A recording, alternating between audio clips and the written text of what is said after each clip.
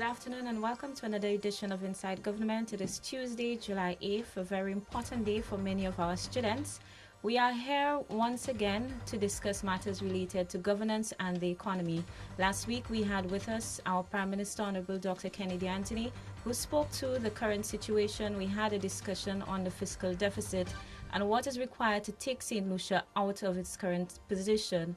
We have this afternoon our Acting Prime Minister, Honorable Philip G. Pierre.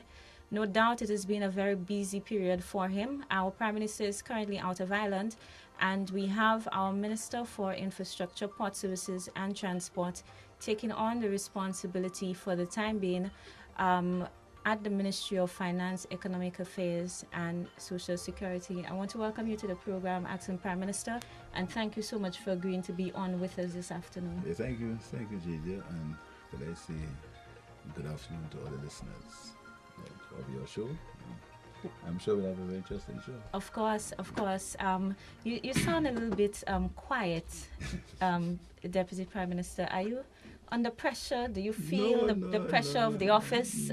Because I know it is a lot to manage the role of acting Prime Minister as well as your portfolio, which is already a very heavy portfolio and one where we have a lot of demands coming from various sections of the population. Sometimes, these days are tough.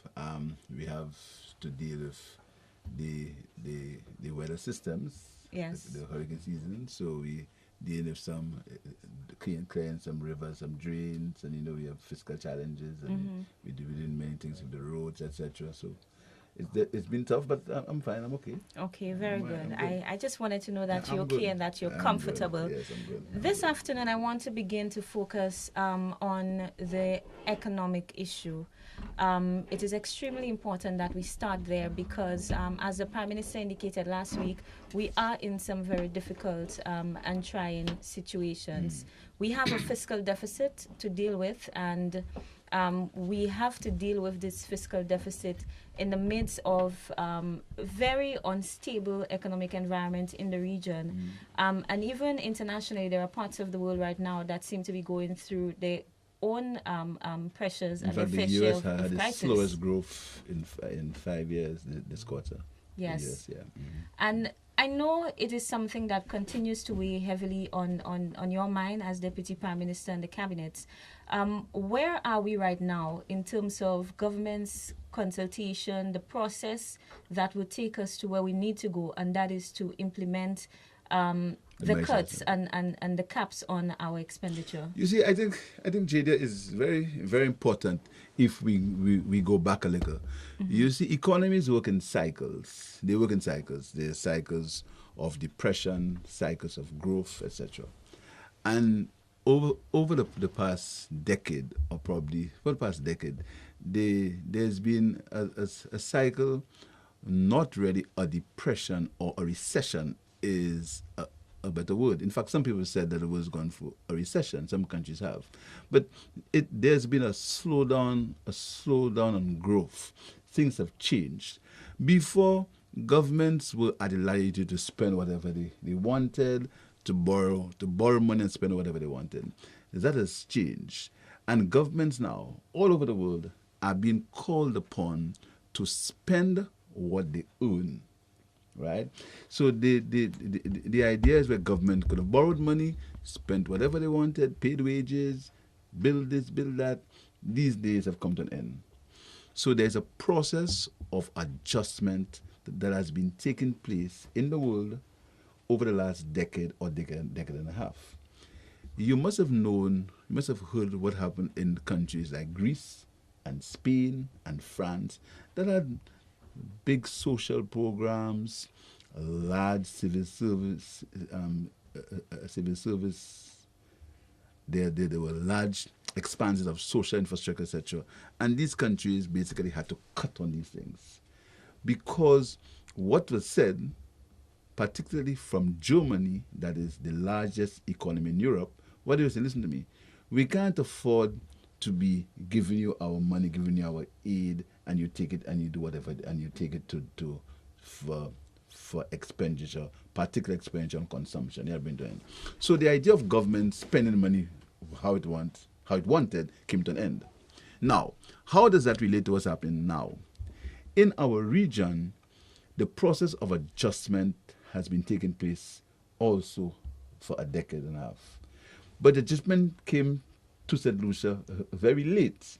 Now, I did some research to show you how these adjustments have taken place for the region. Now, you know, when you make decisions, people always tell you that you are a politician, you say whatever you want. In fact, I've been accused, you're also of saying whatever you want, etc. Yes. But these things, I want to invite people to go on the IMF link. It's called imf.org external PUBS. Go on that link and we can have a look. That process of adjustment has taken for a long time. In Dominica, between 2002 and 2006, Dominica went through an adjustment where its deficit was 10.5% and its GDP ratio to debt 130. What did 130? Yeah? Yes. What did they do in Dominica? They introduced VAT in March 2006. That's 8 years ago. Dominica had VAT. They increased the price of fuel in terms of revenue measures. In terms of structural adjustment programs, they reduced the public service by 10%. They privatized the security and maintenance functions. So a lot of basic security work done by the government went to the private sector. Right. They reduced the public sector wages by 5%. That's in addition to In addition, they reduced the public service by 10%. They reduced the public sector by 5%. There was an expenditure freeze, right, in Dominica. They increased the retirement age from 55 to 60%, and they reduced capital to 60 years. To 60 years, sorry. And they reduced capital expenditure to 6% of GDP. That's a reduction. So what that means is that you could not build roads, hospitals, build schools for more than 6% of your GDP. In St. Kitts, that adjustment took place between 2011 and 2014. Note, the overall deficit was 7.4%, but the debt to GDP ratio was 155.8%. What did they do? They introduced VAT in 2010. They introduced an excise tax, and they increased electricity tariffs, and they went into a CIP program, that is selling passports. Yes. Basically. Economic citizenship.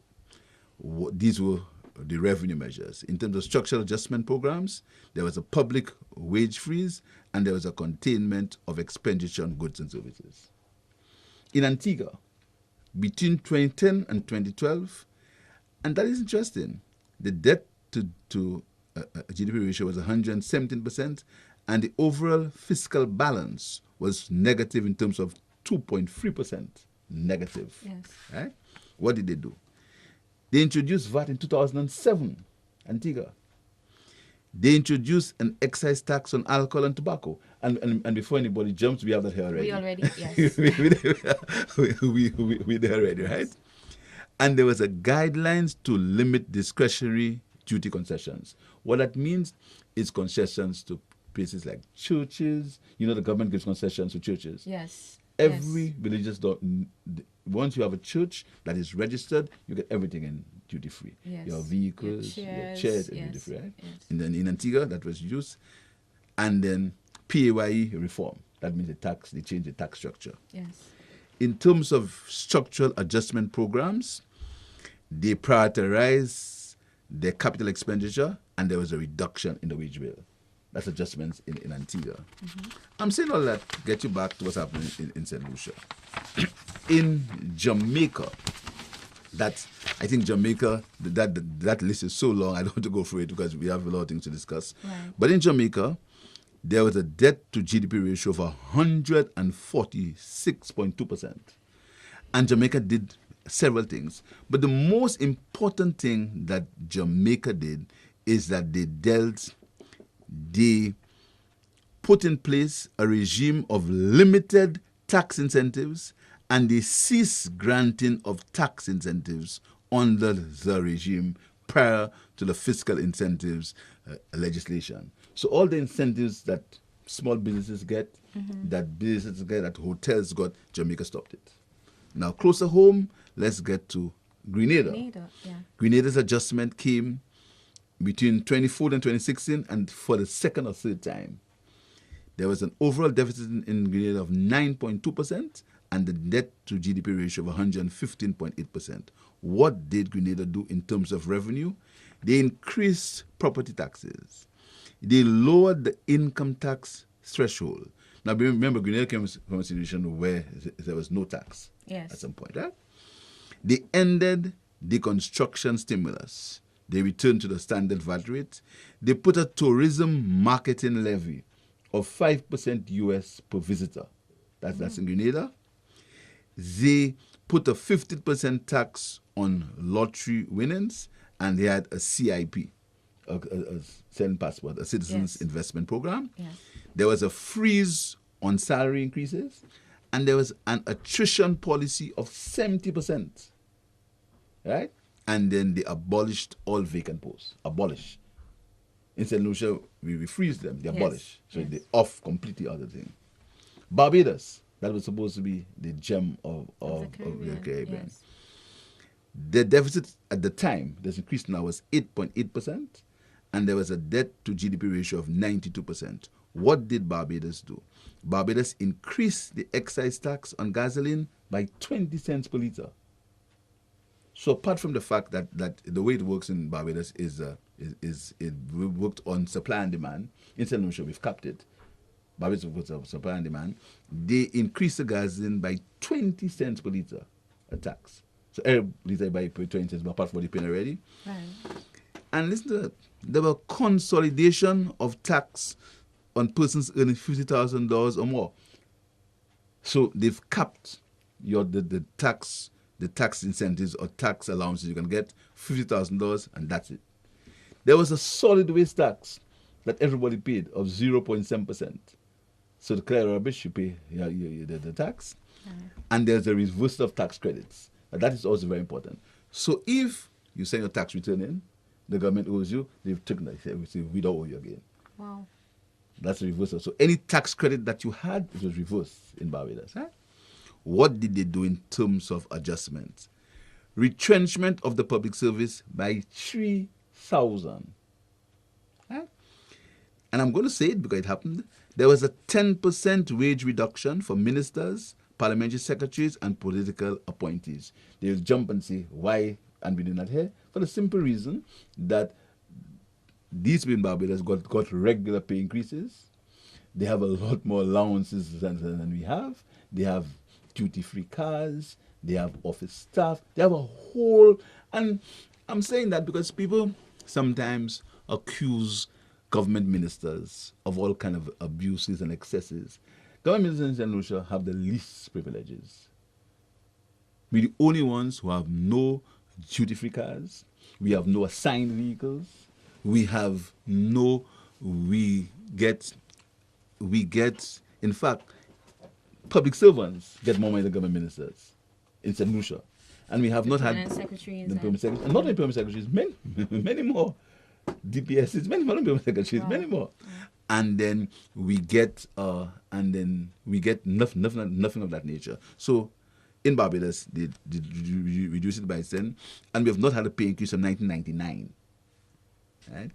And there was an attrition program until 2018 to 2019. That attrition program will be for 5 years of 2,358 persons. That means people must get out of the civil service between 2018 and 2019. Between now, the 4 years to attrition, yes. And there was a hiring freeze. So these adjustments, there was also a lottery tax of 15% on winnings, and there was a tax on assets of commercial banks of 0.2%. And the main thing that will interest you, because you're a UWI student, the UWI subsidy was reduced significantly. Yes. So that means if you plan to go to UWI, you have now to redo your plans, yes. Because from this year they've changed completely. So these adjustment processes have been happening for the last decade because economies will not run how they were run before. So if you want to talk about the good old days of the 90s, you can't compare running these economies now with economies of the 90s. They can't be compared. In the 90s, there was largesse. Governments could have borrowed, governments could have spent on social expenditure, governments were not called to be accountable for their expenses and for their revenue. This is a completely different time. What have we done in St. Lucia for these adjustments? In St. Lucia, we're actually reducing taxes. We've reduced the threshold. We've reduced the threshold of tax. We've reduced the company tax. Will increase, so it means that people will pay less income taxes. That's what I mean. Increase will be less tax. Right? Yes. Right. We've reduced the tax on corporations. Yes. We've given small business a 10% tax credit. Yes. We had a generous incentives. If you have a business and you repair your business, you painted, you have a tax incentive. We still give hotels, we still give small businesses, we still give manufacturers, they still get incentives. We introduced VAT in 2012. Yes. Right? October 2012. That was after every other country. The only country that hasn't implemented VAT is the Bahamas. And they are moving. They moved it, but the Bahamas has other indirect taxes. Yes. If you look at your hotel in the Bahamas, if you've been there, you've seen Yes. taxes, right? So the adjustment in St. Lucia is happening at a rather late stage, right? Now, you may ask yourself, why didn't the government adjust it earlier? For the simple reason that the government could continue to borrow. The government could have borrowed, and the government of St. Lucia decided that the citizens of St. Lucia, especially the people with lower incomes, ought to enjoy a quality and a standard of life that is better than it was before. And further, the government of St. Lucia had to do things that were not done before. Example, in 1997, the common entrance results are going to be out tomorrow or today, whatever. Today. There's a calm in the country. Nobody seems to be excited because they know, apart from those of you, not me, I've passed that stage a long time. Apart from those of you who want your children to go to special schools, to top schools, everybody else is calm because they know. Including myself. Yes, I know Very that because because they know that their child is going to get a place in secondary school. Juxtaposition that to 7 years ago, 8 years ago, or 9 years ago, 10 years ago, there would be complete chaos today. Yes. Children would be crying, parents would be beating them. Querying what school grades, you passed for, and you are going to this going school. to the ministry. Yeah, all kind of problems. No, we've forgotten that. We had to borrow for that, We had to borrow to build the schools for that. In fact, there's a curious situation that I'm sure the Ministry of Education will talk about. St. Lucia has one of the lowest teacher, or if you want to put it the other way around, one of the highest teacher to student ratio. Yes. In some schools, it's about 12 to 15 students to one teacher in some schools, right? We just opened a new school in Mico, built completely on government revenue. There was no loan for that in Mico. There was absolutely no discrimination. So you see, we had to borrow for that. We had to borrow to build fire stations, police stations. And now, it's surprising. When we did the Ministry of Infrastructure where I am now, everybody complained. They said it was Trinidadian, and now everybody's saying, why are you renting? It's really paradox. Everybody, why are you renting $40 million in rent? Why don't you build a building? When you build a building, everybody complained. Right? Yes. We built fire stations, and the members of the police force, those of them, you see, many people do not know the history, not even you. The situation, I'm sure you do not know how the Marigot police station was. No. Right, okay. If you had ever gone to the Marigot police station, it was not fit. I mean, with all due respect, the Marigot police station was like a pigsty. Literally. I know of Lakai and... No, Lakai was a 5-star hotel. Wow. If you had to compare Lakai to Marigot, it's a 5-star hotel. There's a 5-star. And these are facts. So we have invested a lot in social and human infrastructure. But Deputy Prime Minister, even as you speak about where government expenditure is going, what we had to do and that we had to borrow to meet some of these investments that we have made over time. I note that St. Lucia's debt to GDP ratio is at 73.6%. That cannot compare to St. Kitts, for example, with Or Grenada. 155, and Grenada, Antigua, 117, and so on. That is where they were when they had to go into the adjustment. And so when individuals look at what existed back then, what forced these countries to move in that direction, they are saying, well, with a fiscal deficit of 5.7% and a debt to GDP ratio of 73.6%, then there is no need to adjust. How would you then compare our situation to where Antigua, St. Kitts, Dominica, and so on were when they were forced to go into adjustments? Is it necessary to do what we are undertaking at this time? First of all, there is one fundamental difference: the ability to borrow. And that has, and the market will not look at you until you've taken. The market doesn't want you to get the situation where, because I'll tell you, let me tell you why, and it's for good reason. These are not included in that document that I read. Most of these countries had to take what is called a haircut. Now, I don't know if it has been fully explained what a haircut is. I want to, if you allow me to do it in pure layman terms. Sure. I ask you to lend me $500. Okay? You say, okay, here's my $500. How will you pay me back? You tell me you'll pay me back $550. You'll pay me back in August of the 41st. You say, as soon as you get paid, you give me $550. I say, fine. I go to the bank, I give my $550.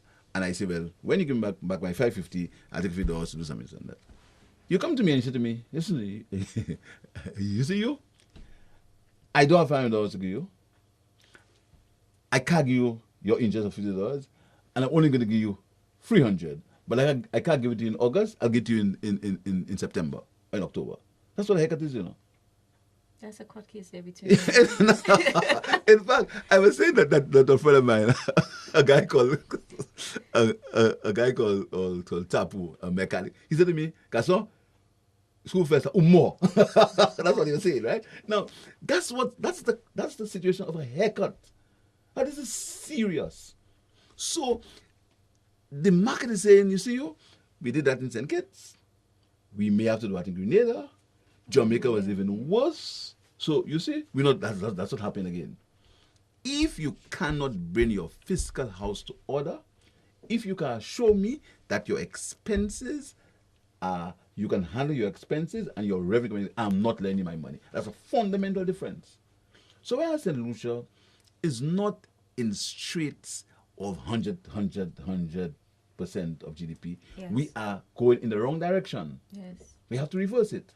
And to reverse it, we have to take make these adjustments. And these adjustments are painful, but they're not draconian as yet. And that's very important. Because you see, we have to get, and again, economic statistics are not things that you do in St. Lucia. They're not things that the Prime Minister get up one day and say, listen to me, we're going to have 3% here, 2% here. Economic statistics are global. They are ratios that have to be dealt with as the global phenomena. And if the people who matter, the institutions who matter, tell you that your fiscal position must be at X with the Y%, the market will not look at you. And that's the reason why we must adjust now. Deputy Prime Minister, I will ask again, because these are questions that we are faced with every day, and the discussion continues to move in that direction. There are some who believe that the government is targeting public officers, that if this is a national issue, why are you calling on public officers to bear the burden of a national issue? And so many believe that the burden would be equally shared if we implement an additional tax. Say we increase VAT by 2%, everybody pays VAT, and so the government would be in a position where it does not have to cap wages and salaries and would not have to be on the wrong side of many of the public officers who currently are very angry about a proposal to cut their wages and salaries. Why wages and salaries? Why not cut expenditure in other areas? This is a question that many persons are asking. Okay. First of all, I don't think that we have told our story enough, right? I don't think we've told our story. Cuts, since we got into government in 2011, cuts have been taking place. We've been cutting my ministry. Let's begin at home. My ministry has had a cut. The amount of money, if you had the amount of money that there was in 2009, and the amount of money that was after Hurricane Thomas, and the amount of money that was before, if I had that money in my ministry, you would have found yourself driving on the best roads in town. I would be happy because yes. Currently my road to my home is if not I had, in the best condition. Right, I know. if I had that but money, we have right? still been able to achieve so much, and we'll get there in the difficulties. Right. So we've been cutting there. We've been cutting on government expenditure. We've been cutting on supplies. Mm-hmm. We've been doing all these cuts. There's a capital expenditure, and the only reason why we could have brought that deficit down from 10%, it was 10%. Now, if you look at the table I gave you there, Dominica was at 10%. Yes. St. Lucia's deficit was one of the highest in the world, you know. Yeah, it was higher than Greece. It was higher than Spain. And you heard about the issues in Greece and Spain. Yes. Thousands of citizens who want to cut all kinds of things. But St. Lucia, it's because of government's cuts. Because of government's management from 9.7 to 5.6. That didn't happen by overnight. Government had to cut to do that. So everywhere got cut. Now, I tell you something. When you talk about cutting, we must talk, and let me put it this way. I am totally, this government has got a history of doing things for public servants. It was the Labour Party government that gave civil servants the highest pay increase from creation in 1979, a 60% pay increase. I don't think you ever know that. As in 60% pay increase. I don't think you ever know that. You don't know that. And Thanks people don't know these things. It was the Labour Party government, because you may not know the strikes of 79. Mm-hmm. The strikes, the independence, these strikes. And you see, we've only read the history in the eyes of anyway. So it was our history on labor issues. It's clear. It's very clear. Quite unlike some people who are posturing now to be defending workers. It was we were the ones. Our party is a party based on doing things for workers. George Charles, it was we the ones who began the Contract of Services Act under the Labour Party. So nobody can question the Labour Party's legitimacy when it comes to workers' rights and workers' issues. We are a party of workers. In fact, we've got criticized. In fact, right now, people are criticizing us for NICE and for STEP and for SMILE, saying, oh, you're not putting your money in productive ventures because of our love for workers.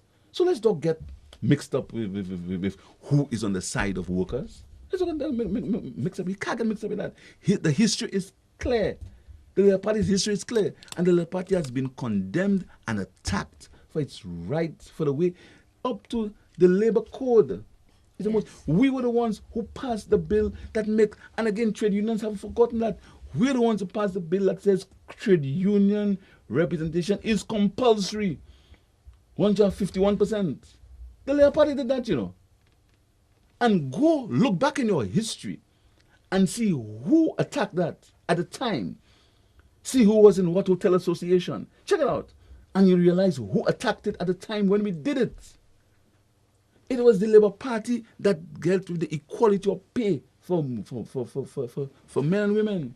The Labour Party that is now dealing with a new public service bill. It's the Labour Party. We're the ones who made trade union representation compulsory. And JDR, you might not know that there's certain businesses in the country, even though the union had 90%, the owner said no, that's not happening. No union representation. There was no law. We were the ones who put that law in place. But we've conveniently forgotten that history. So let's get back to our cuts, etc. Yes. So we've done these cuts. We've cut supplies. Where else can you cut in capital expenditure? And from last year, capital expenditure was cut by $26.8 million. Yes, and this year it's cut by even more. Yes. And get the brunt of that cut. And most time people complain about roads. Yes. So we've cut supplies. You know, I've given the joke about supplies in my ministry. I don't think it's a joke I should say publicly. I expect sometimes they make the minister suffer it more because they say, oh, you'll cut it, you'll pay for it.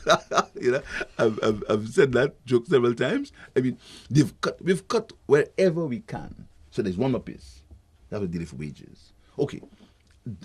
Are you aware, JDL, that every customer who buys a 20-pound cylinder of gas, the government pays $15?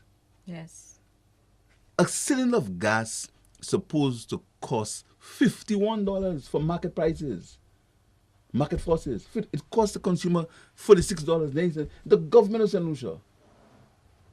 And that is part of the government's contribution to, because we say to people, you can't send people to coals again. So the single mother pays $46 now instead of $51. So what do you want to do?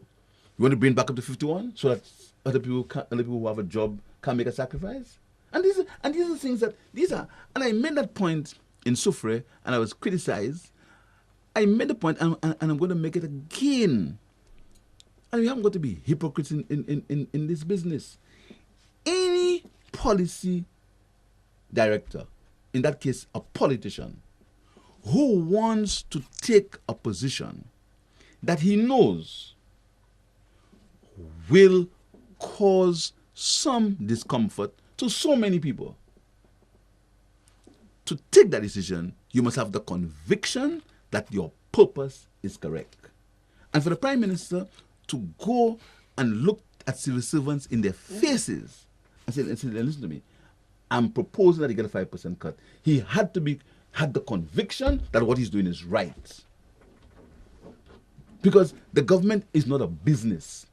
Indeed. You come to your business, your firm, and I read somewhere that you must have business to run a country. Nonsense. You go into a business, you see this morning, my business not making money. You go home. And what people say is yes, sir, and they go home. You carry that in a government. You can't do it in a government. And I think that's what people want you to do in the government. Because a government is not a business. The business speaks to its shareholders only. And you must have heard the chaos in the banks, where people say in these major banks, people are saying, listen to me, you all are making money, but we're still sending people home. You know why? Because the shareholders want a return on their investment and they can't get it. So workers go home. That's not what the government is saying. So that myth about the government you must know something about business it doesn't make any rational sense, and it's just people who are trying conveniently to make these statements. Governments do not run like that.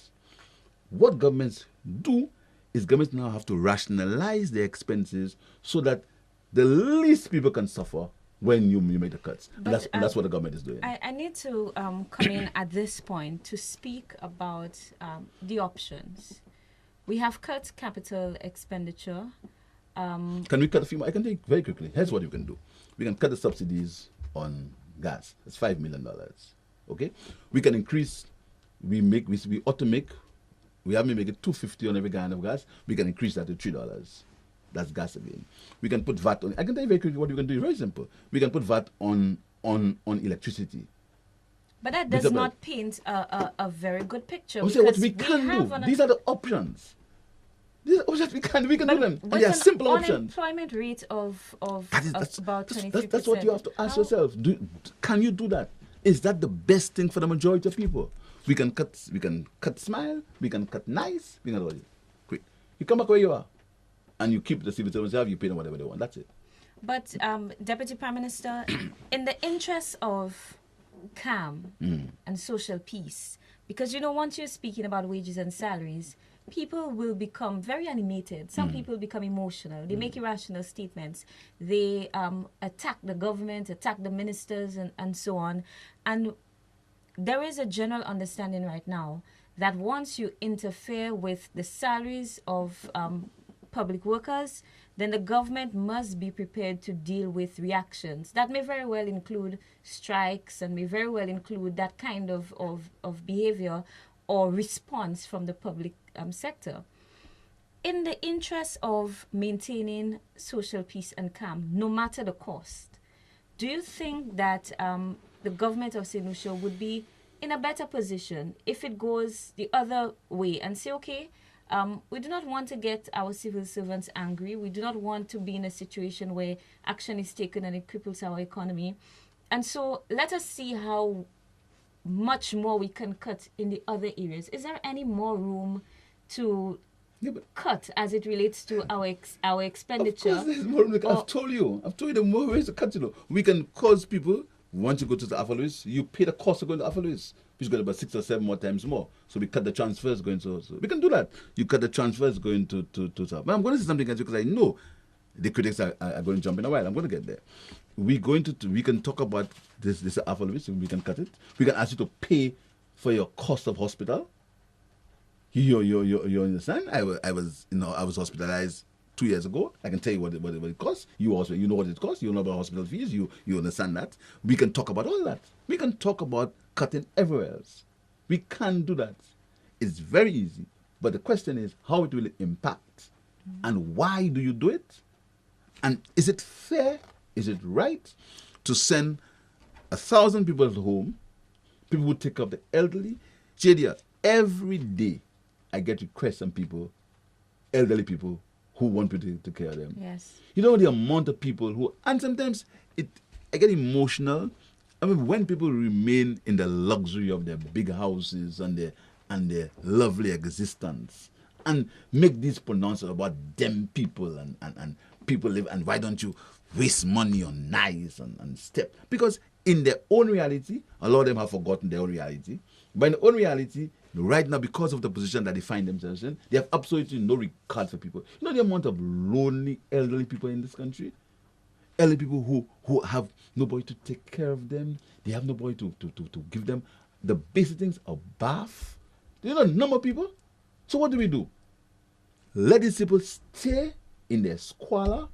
Let them stay in there. And I get emotional about these things. Because, I mean, let them stay in their squalor. Let them stay with nobody to take care of them. Let them stay without somebody just to feed, just because people don't want to make a basic sacrifice. That we ask you to make it for everybody. Is that right? Is that a country that we want, where a small group of people will have everything they want, they'll be employed, and then school leavers, CXC results are going to be out next month. There are about 2,000 people out of jobs. What do you do with them? Then you tell me. So the question is, government always talking about cutting. What's government doing on the other side? Let me tell you quickly what government is doing on the other side. Yes, very important. What government is doing on the side is government is trying to spur investment in the country. We're giving all these incentives to the private sector.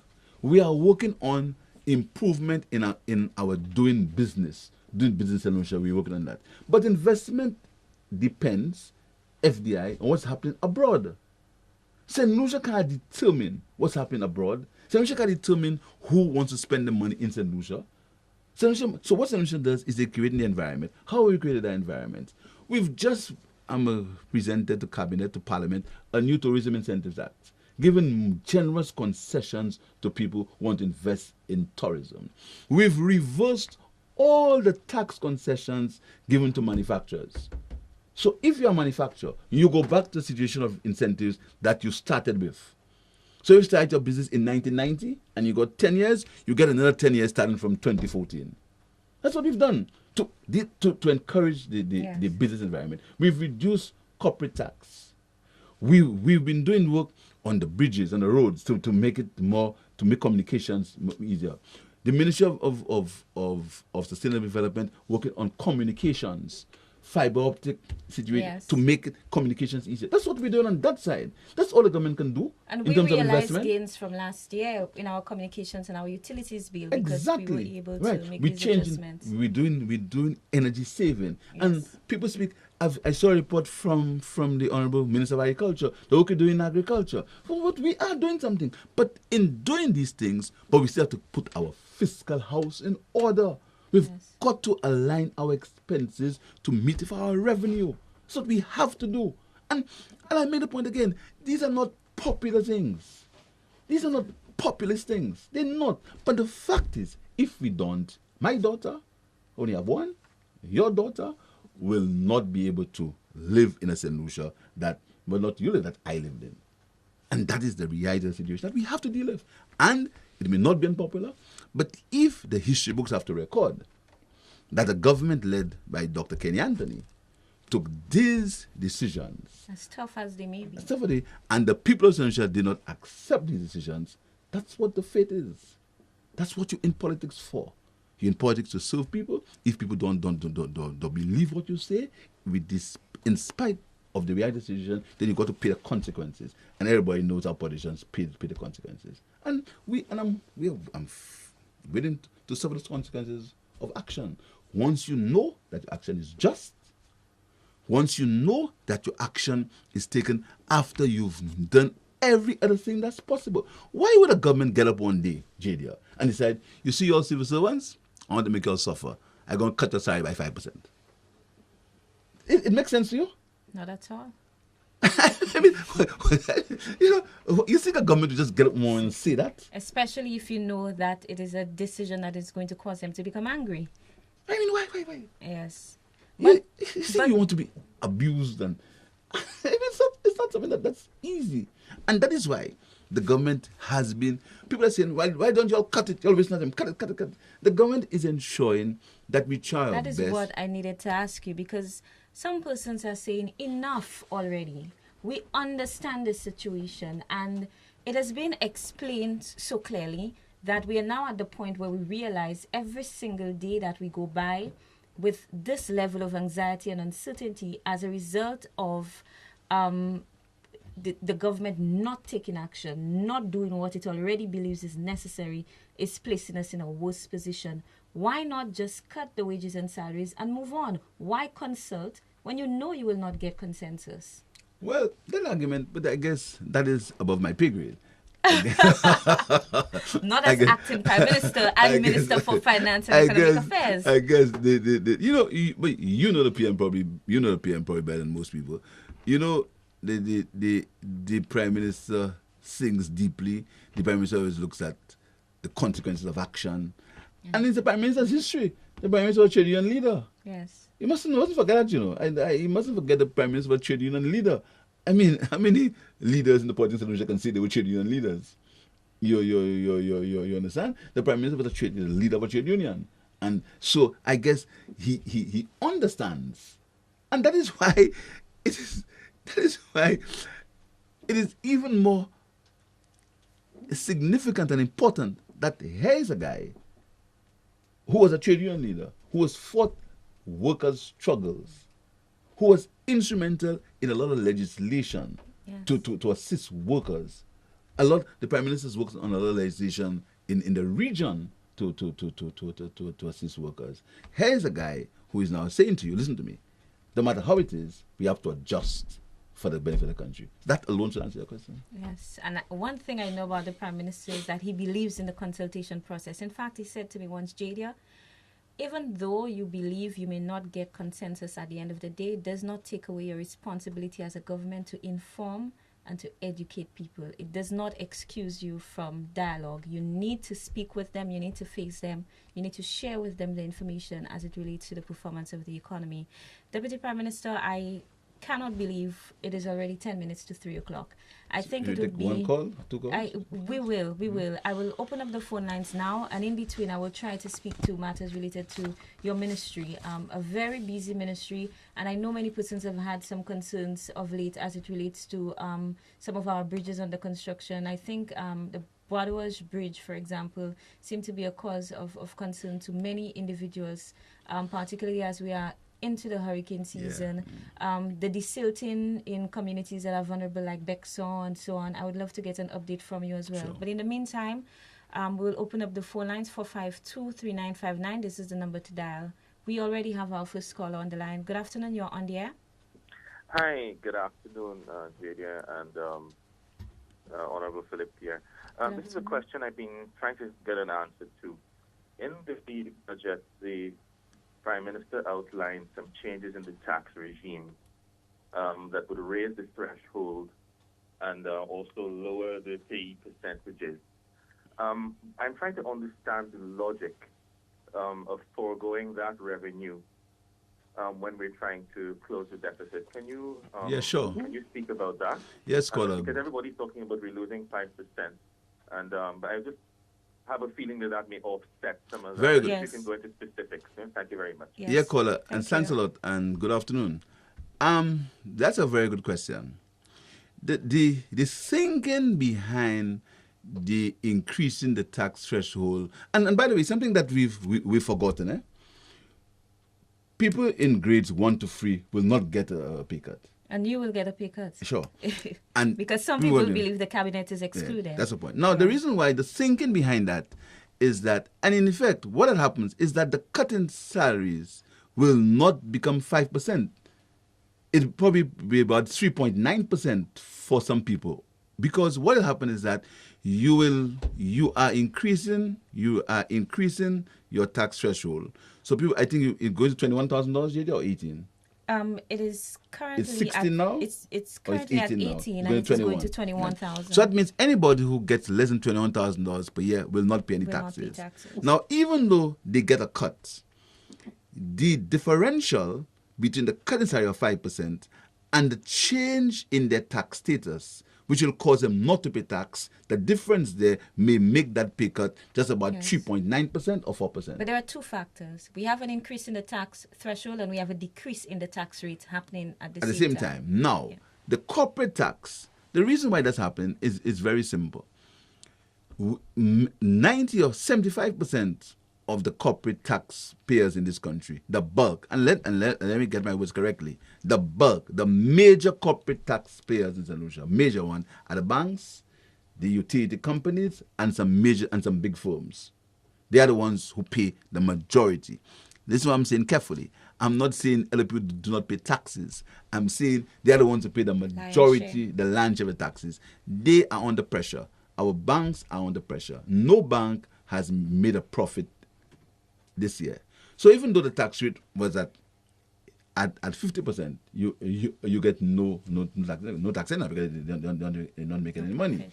So reducing that tax rate, first of all, it's an incentive to reinvestment, and it says to the outside world that St. Lucia is a place where the government wants you to make profit, wants you to invest, make profit. So we are even in these times we are reducing our tax rate. That's the logic behind it. But it's a very good question you raise. So the 5% pay cut may not end up at being 5%. It may have been 3.9% or even 4% because the tax threshold has been increased. And just to see to the caller as well, it is not simply a reduction in the income tax rate and an increase in the threshold, but there are also some adjustments that will be made in that some of the allowances would be struck off.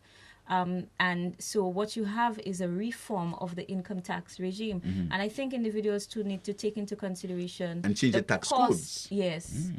It is a process that you must go through. At the end of the year, the individual files, there is a cost to the government of St. Lucia to verify All that these minor information. expenses like Exactly. dependent relative, etc. Exactly. And call another So thing. the adjustment will reduce the cost of collecting taxes that will be owed to the government of St. Lucia because of these minor Yes. adjustments. Yeah.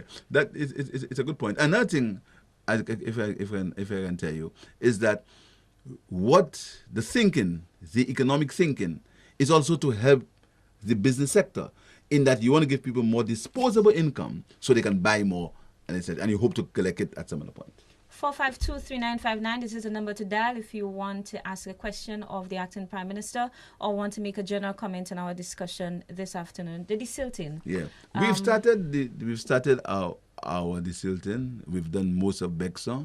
We've done most of Bexar, and we're starting Sufra very soon. We're doing Answer and Canries as we speak. What about the Tomaso area? Because I know this is usually a problematic. That's a major area. problem. In fact, today I had to leave to come to a meeting. We are talking about the Tomaso area. Yes. We have another call on the line. Good afternoon. You're on the air. Good afternoon, JD. Good afternoon.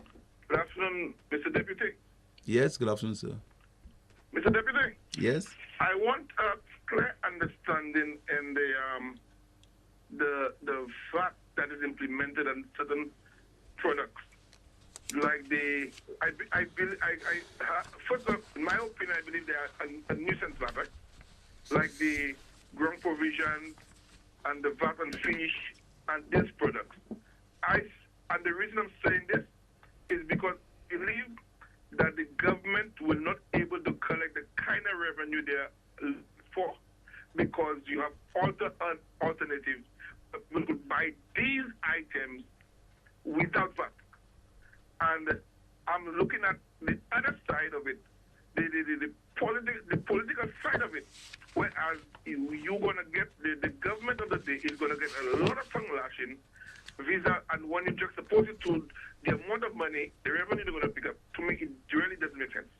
So I want to get the rationale behind why they put in the VAT on these items when I'm seeing people could buy it in the market, by the roadside, and there's no legislation saying that people by the roadside going to VAT. Okay. So let's do it. Yeah. First of all, that's a good question. First of all, caller, it's a good. You must do the history. The business sector was complaining to the government that there were too many items that were on the VAT exempt list. There were too many items because you see, you cannot claim input VAT on items that are on the exempt list. So the business sector, especially the supermarkets, they was listen to me. Whereas you have reduced the price, where have you made so many items non-vatable, we cannot claim our input VAT when we pay it on these goods. So what's happened to us is our cost of business is increasing, but we are not getting the returns from the VAT. So we have to put an extra markup on our other goods to make up for the VAT that we can't claim from you. That's what the business sector was saying.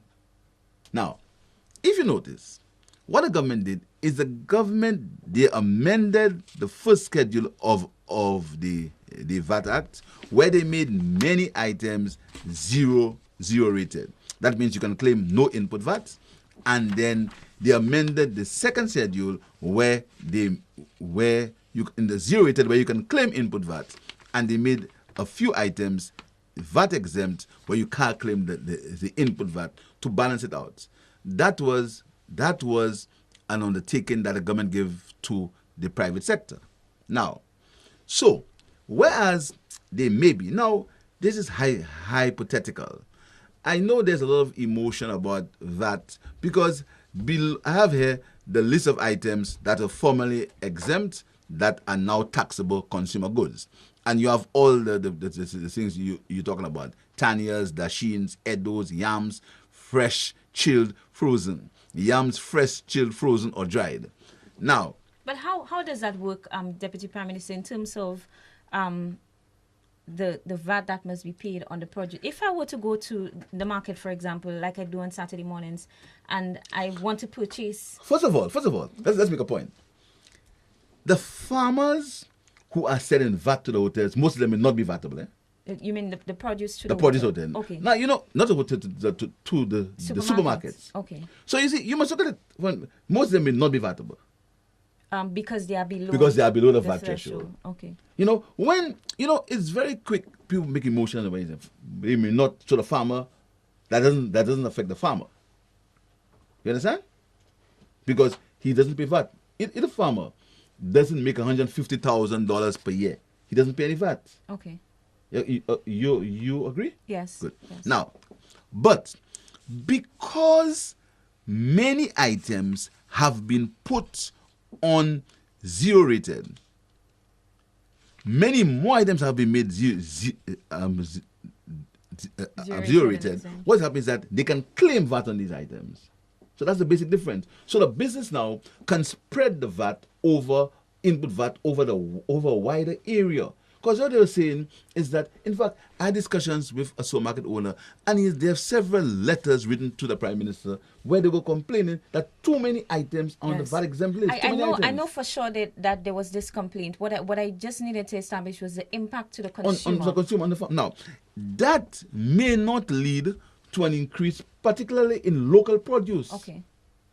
Okay. Because the farmer doesn't pay doesn't pay the VAT. So whereas they can claim, they may be able to claim their input VAT, when you spread it over, it may lead to some adjustments, but not lead to the adjustments that people are speaking about. Okay. And further, St. Lucia has the most exempt goods still.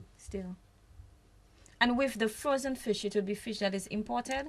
Basically, that's important. You understand? Let's see if we can But take again, one more call. finally, and the Prime Minister always made the point that VAT is a work in progress. Yes. Everybody remembers, forgets now, we remove VAT on paraceuticals. That's on medication. Medication. That was, we've forgotten. It's so simple how we forget things. We've forgotten that. So we have another thing to. Everybody's complaining about VAT on medication. We reduce VAT on medication. Now we're looking now to see the change in prices. Okay. Because remember, it was a big, the United Workers' Party had a big hue and cry, Yes. a big sitcom on VAT on medication. Now we've removed VAT on medication. Let's see what happens to the cost of medication. But one of the good things about this tax, the VAT, is that you can review and over time go back to the But you House have to of go to Assembly Parliament and do it. to make That's adjustments. the Yes, thing. we'll take our final call if we have one on the line.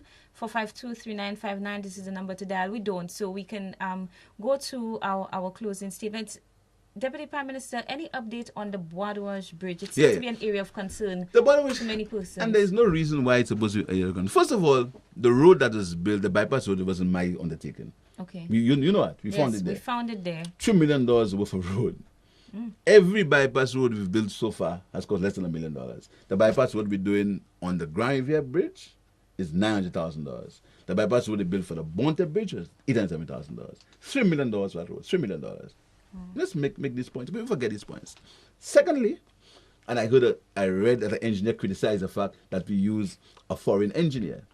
The only reason why we use the Army Corps of Engineers, because the consultants were local, consultants that we did not choose. We found the consultants there. These are the sad stories that happened. They are contractors who in 2006 were fired on jobs that they'd started. They were fired. You understand? Fired, breaking procurement rules of international institutions. I can call names. When people tell you, Alexius, the guy who's doing and that's why people necessarily want to. I know my facts. Alexius, that is the guy who's doing the Fonkole Bridge, which we'd have time to talk about. Which we can talk about, because these things, there are no secrets in these things. We can disclose these things. That guy was building the Miko Health Center. He was fired, right? Because he was fired. Then another guy, the guy who was doing anyhow, let's go answer your question. So the Bois-d'Orange Bridge, the Bois-d'Orange Bridge was the consultancy and the designs were done by a local engineer, a local consulting firm. We found them there. When they brought the cost to me, I said to myself, this sounds very expensive for a bridge, too expensive in fiscal times. Although it's borrowed money, most of it is borrowed money. We are going for. We called the World Bank and said, "What's the story with that?" The World Bank said, "We're going to send you the Army Corps of Engineers," and it's important to note that we did not pay a cent for that. So when people say that we use foreign engineers and it's an insult to them, because first of all, we didn't pay a cent for that, not a cent. They sent the Army Corps of Engineers to analyze and to do the costing of the bridge. The Army Corps of Engineers said, "Listen to me, these costs are accurate and we are going to certify." And JD, I'm going to send you a certificate where the Army Corps of Engineers certified the cost of that bridge. They said, yes, that bridge is $11 million. The Army Corps of Engineers, they don't know me, they don't know the Prime Minister, they don't know anybody. In fact, we don't even know them. They certified that. Now, this bridge is built for, it's a fallen bridge, and 2 lanes are going to be built. yes. There is going to be, now I'm not an engineer, so I don't use the jargon I don't know about. Okay. Part of the supports for that bridge have to be imported, fabricated and imported. Okay. That bridge was piled. Okay. So one of these supports, not basically, these things have to be imported, and some of them are late. Okay. The fabrication. So this is why we now have a little delay. Okay, Yes, sure. yes. Thank you so much But it's for no that. cost problems. There's no issue of construction. No issue of nothing. Just Okay. that we have to import these things. And it will take time. Okay, sure. But you are assuring us that it will not affect the cost of the project. It will at not the end affect the of the cost, because That and is I good news. also want to assure you that the cost wasn't done by us. day. Okay. It London Mass. Okay. Quite We unlike are- what happened. You had cases where jobs were costed for $65,000 and the they government ended paid up paying- $260,000. yes, I You have remember. cases where rivers were desilted. Rivers that am desilted now for 50 as we speak. We paid $200,000 for them. Wow. You understand? There are cases in the Sulphur Springs Road that we are building now. There was a landslide on the Sulphur Springs Road, right? A landslide. The engineer said this to me: do not remove that dirt from there. Leave it. Bank it. The government will charge $200,000. Wow. Deputy Prime Minister, we are way beyond our time, and this seems to be a regular on Inside Government, that our discussion is so interesting and there is so much that we can go into that we end up going over time. But I want to thank you for being with us this afternoon. A very engaging discussion, and we touched on many areas that were necessary to provide some clarification on. And I just want to say that this program is open. I hope we can get you on the next time to deal with some matters specific to your constituency and your ministry, because I'm sure that the people of Castries East and the various communities, They're very annoyed with me these days. Like some of them, they say, you know how to take care of that. You know how to take care of that. And so this is all our time on Inside Government this afternoon. I want to thank you so much for tuning in. I want to wish you the very best for the rest of today. And please enjoy the rest of your week. We are smack in the middle of the Carnival and Calypso season. I know that you are enjoying it and having some fun. But we'll be back here next week, Tuesday, with another edition of Inside Government. Good afternoon.